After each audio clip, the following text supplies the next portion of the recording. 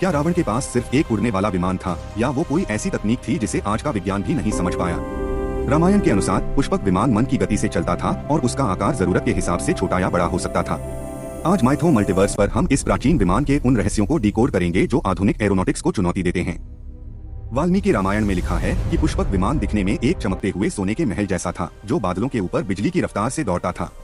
लेकिन क्या आपने कभी सोचा है कि मन की गति से चलने का असल मतलब क्या है?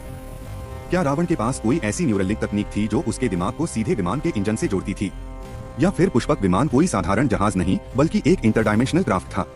वैज्ञानिकों का मानना है कि पुष्पक में मरकरी यानी पारे का इस्तेमाल ईंधन के रूप में किया जाता था।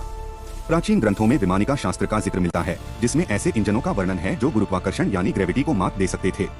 अगर पुष्पक विमान सच में ग्रेविटी को कंट्रोल कर सकता था तो क्या वो समय की सीमाओं को भी लांघ सकता था?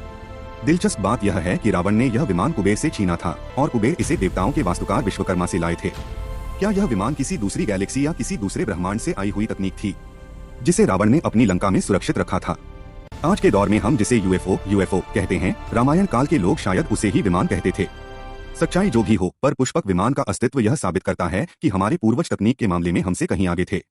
आपको क्या लगता है, क्या पुष्पक विमान एक एलियन तकनीक थी या प्राचीन भारत का महान आविष्कार? अपनी राय कमेंट्स में हमें जरूर बताएं। ऐसे ही अनसुने रहस्यों के लिए माइथो मल्टीवर्स को सब्सक्राइब करें।